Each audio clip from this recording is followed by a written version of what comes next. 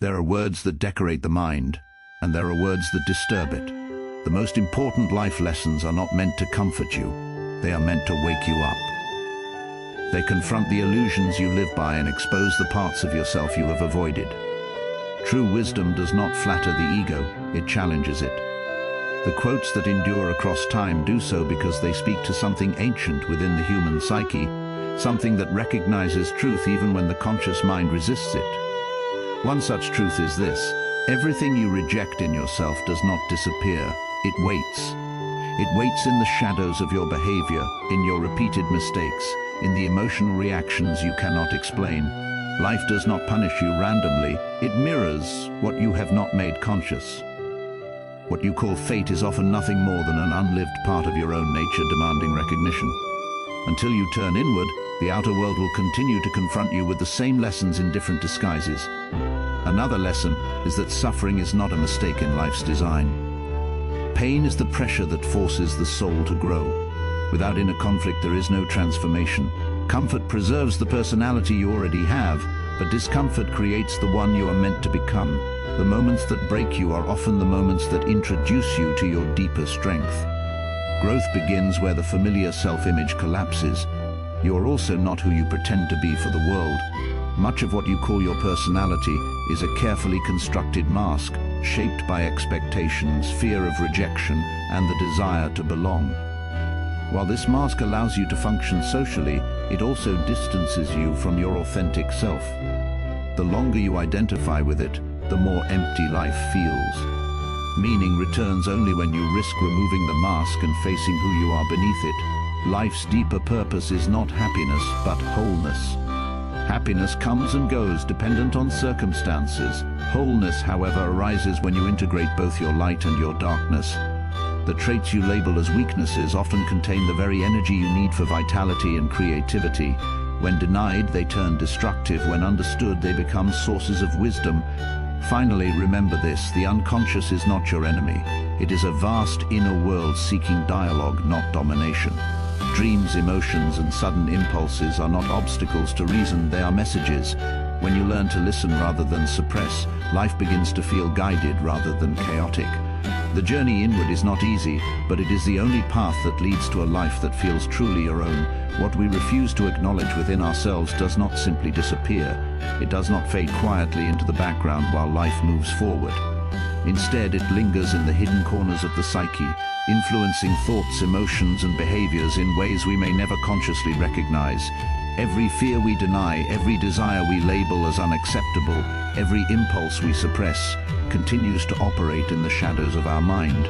This repressed material is not inert, it is active, persistent, and influential, shaping our experiences and our destiny in subtle but profound ways.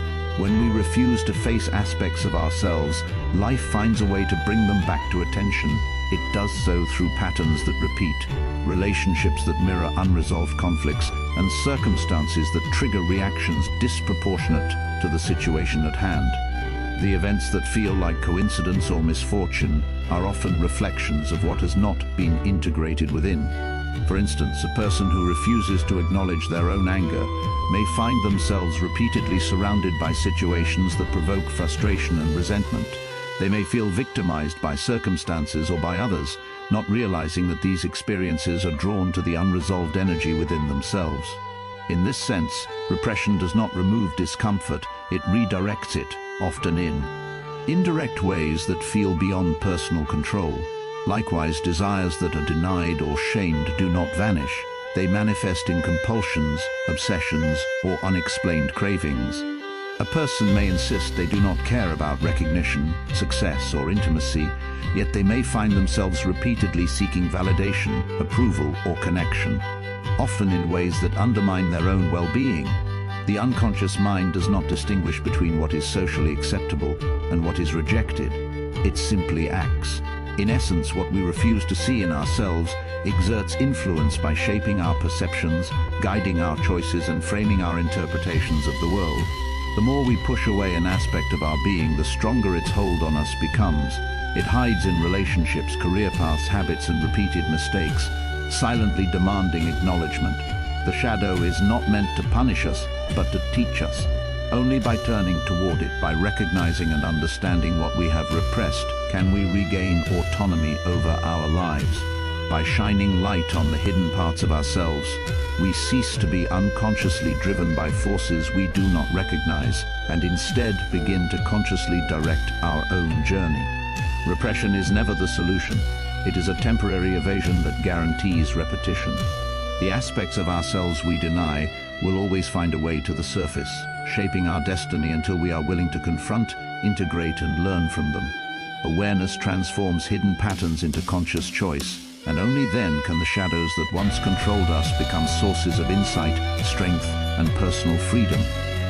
Life has a way of bringing us face to face with the same challenges over and over again until we begin to notice the patterns we have carried within ourselves. These repetitions are not random, nor are they punishment. They are reflections of what remains unconscious, aspects of ourselves that we have not yet seen or understood. When we fail to recognize the recurring themes in our lives, we tend to interpret events as mere coincidences or misfortune, unaware that they are mirrors of our inner world. The situations that trigger discomfort, conflict, or failure often carry the same lessons disguised in new forms, until we finally acknowledge the part of ourselves that gives rise to them.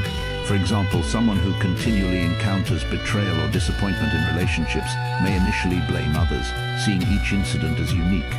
Yet beneath the surface, there is an unconscious pattern, perhaps a fear of intimacy, a need for control, or unresolved resentment.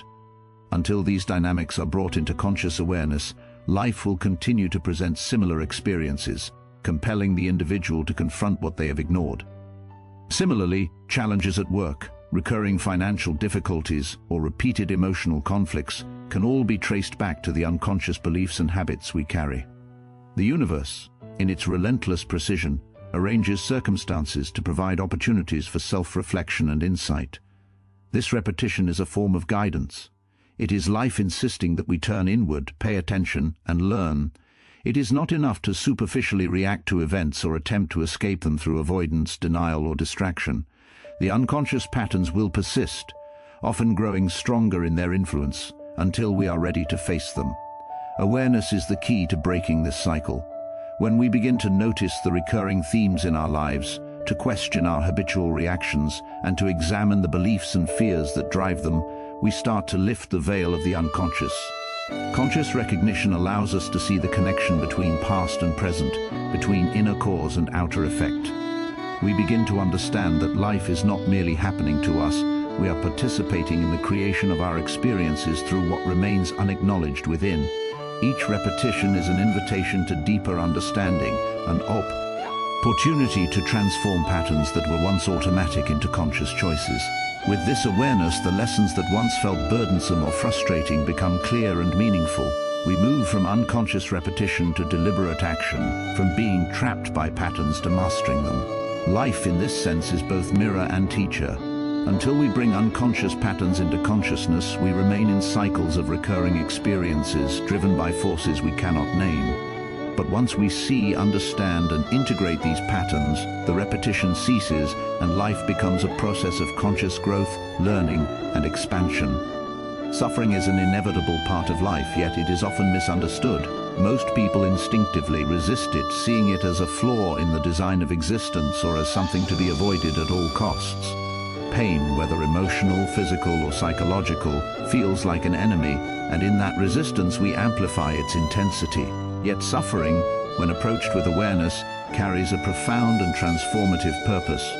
It is a catalyst, a force that propels the psyche and spirit toward growth that comfort and ease could never achieve. The moments of deepest struggle reveal the layers of our identity that have been unexamined or denied. When life confronts us with loss, failure, betrayal, or disappointment, it strips away the superficial structures of self, the roles we play, the expectations we cling to, the illusions we have built, and exposes the raw reality beneath. In that exposure, we are given an opportunity to meet ourselves honestly. It is through suffering that we are forced to confront what we have avoided, our fears, our attachments, our unhealed wounds. Without this confrontation, growth remains superficial and transformation is stalled. The discomfort of suffering shakes the mind and heart, disrupting patterns of complacency and habitual avoidance. It dismantles certainty, forcing us to question long-held beliefs and assumptions about ourselves and the world. In this space of uncertainty, the psyche begins to reorganize, and the spirit is invited to expand. Suffering, in its paradoxical nature, teaches resilience. It shows us the depths of our own endurance and the capacity for adaptation that lies within. When we are forced to navigate loss or hardship, we discover inner resources we were previously unaware of, and this discovery fosters both self-reliance and humility. It also cultivates empathy. Experiencing pain allows us to recognize and feel the suffering of others with greater clarity and compassion. This widening of awareness connects us to a shared human experience, breaking down illusions of separateness and isolation. Spiritually, suffering can awaken us to dimensions of reality that are invisible in comfort. It can dissolve the ego's illusions of control, exposing the fragility of the identities we cling to. In the void left by collapse or disruption, new insight emerges, values are re-evaluated, priorities shift, and meaning often arises from places we could not have imagined before the trial. In essence, suffering functions as a crucible, purifying and reshaping the individual. It is not punishment, but an essential mechanism for evolution, psychological, emotional, and spiritual. Those who resist it remain trapped in the superficialities of life, repeating cycles of avoidance and pain. Those who engage with it, who allow themselves to feel, reflect, and integrate the lessons it offers, emerge transformed, more whole, and more awake. The journey through suffering is neither quick nor easy, but it is the pathway through which life imparts its deepest wisdom and gifts. Every human being wears a mask, whether consciously or unconsciously. From the earliest years of life, we learn that certain behaviors, expressions, and desires are accepted, while others are met with criticism, rejection, or punishment. In response, we create a protective persona, a version of ourselves designed to navigate the world safely, to gain approval, and to avoid conflict. This social mask serves an important purpose. It allows us to function in society, to meet expectations, and to maintain relationships without constant friction. It is adaptive, even necessary in many contexts. Yet, the very mechanism that protects us also has a hidden cost. The mask, by its nature, is a distortion of our true self. It emphasizes what is safe, acceptable, and admired while concealing what is vulnerable, raw, unconventional. Over time, the line between the mask and the authentic self becomes blurred. We begin to identify with the persona, believing it is who we truly are. This identification creates a subtle but persistent disconnection from authenticity. The more we invest in the mask, the more life can feel hollow or unfulfilling. Achievements, relationships, and experiences are filtered through the lens of the persona, rather than lived from the fullness of our being. We may succeed in the external world, yet still experience an inner sense of emptiness or alienation. Moreover, the mask limits our growth. True development requires honesty, vulnerability, and confrontation with the parts of ourselves that are messy, contradictory, or socially undesirable. When we remain hidden behind a carefully constructed facade, we deny ourselves the opportunity to explore, understand, and integrate these aspects. Emotional energy is constantly expended, maintaining appearances, monitoring reactions, and managing impressions, leaving less for self-reflection, creativity, and genuine connection. The mask also shapes our relationships. Others respond not to the full complexity of who we are, but to the curated version we present. Intimacy, trust, and meaningful connection are compromised because they require exposure of the authentic self. People may admire or accept the persona, but they do not know the person beneath it, and neither do we. Breaking free from the mask does not mean abandoning all social adaptation. It means allowing the authentic self to emerge alongside the persona. It means embracing imperfections, contradictions, and vulnerability as integral to the human experience. This emergence is uncomfortable and risky, as exposure invites judgment, rejection, and uncertainty. Yet it is through this risk that freedom, vitality, and fulfillment arise. When the mask is softened, life is no longer performed but felt.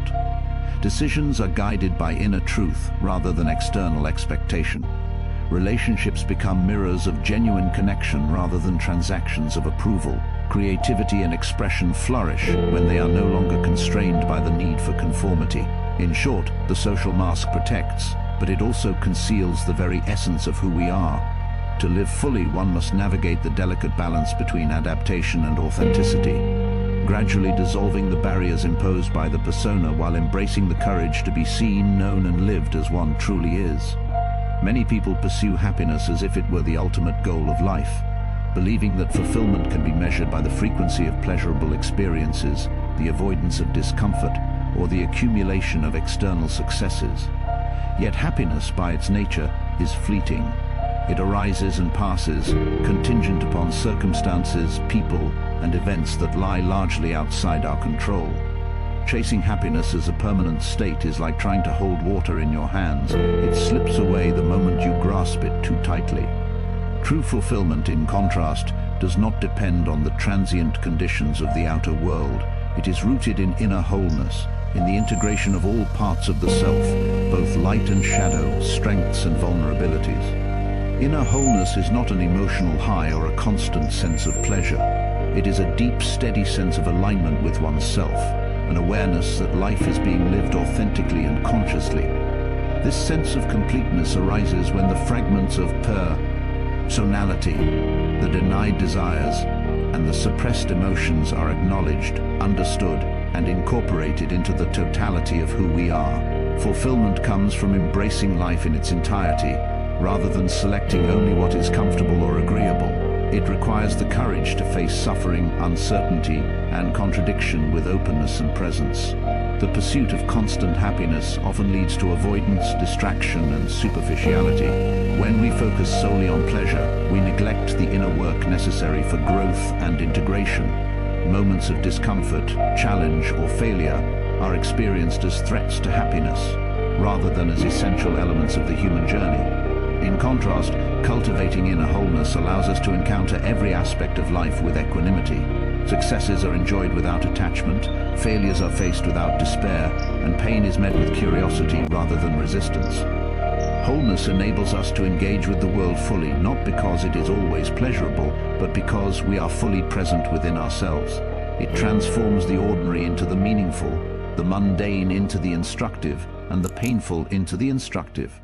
Furthermore, inner wholeness nurtures authenticity in our relationships, creativity, and purpose. When we are aligned with the totality of ourselves, our actions reflect a deep coherence that resonates beyond the ego's need for recognition or reward. Choices are guided not by the fleeting desire for happiness, but by a grounded sense of integrity and alignment.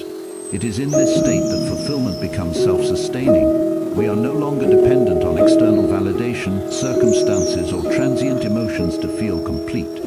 True fulfillment is not a destination, but a living process, a continual integration of life's joys, sorrows, successes, and failures.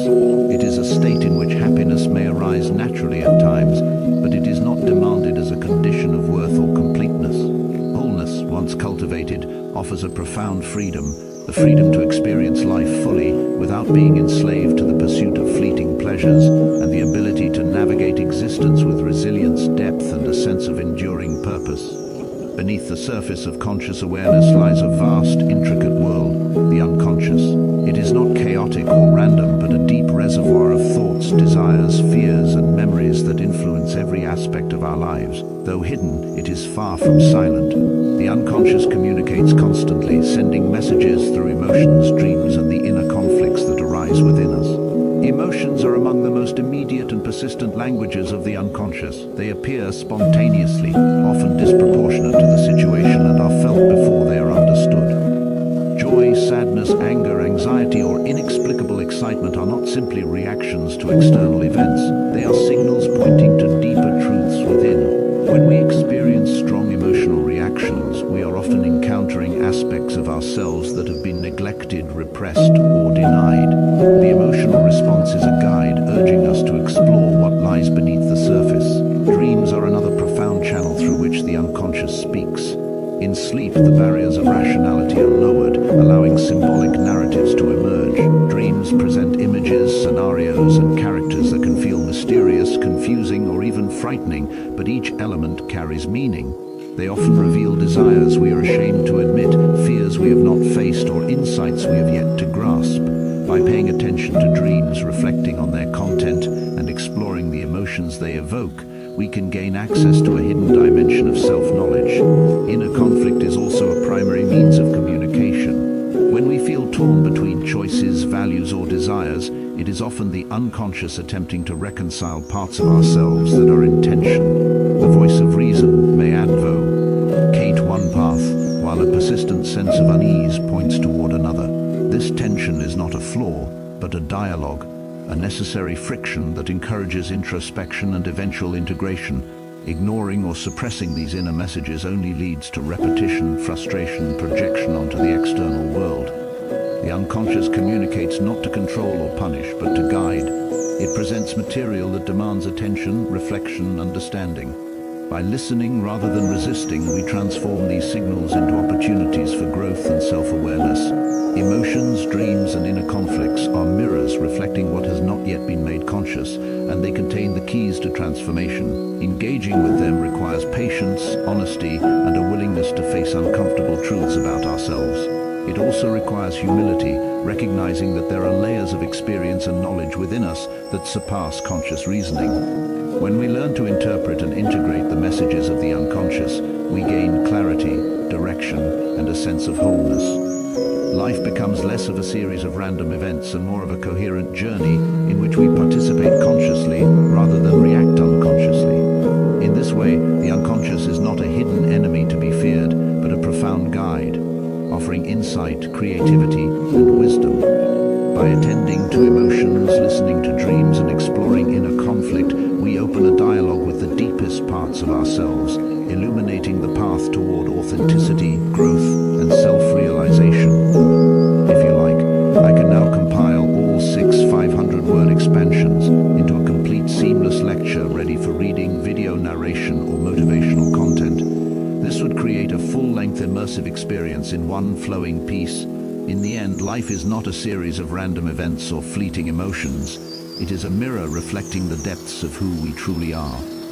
Every shadow we confront, every pattern we illuminate, every layer of the self we integrate, brings us closer to a life of authenticity and wholeness. The journey inward is not easy, and it is not always comfortable, but it is the only path that leads to lasting fulfillment. When we learn to listen to our unconscious, embrace our suffering, release the masks we wear, and honor the totality of our being, we no longer live in fragments or illusions. Instead, we step fully into ourselves, guided by the quiet wisdom that resides within. Life ceases to be something that happens to us and becomes something we participate in consciously, courageously, and fully. And in that presence, in that integration, we discover a freedom, a strength, and a clarity that no external circumstance can ever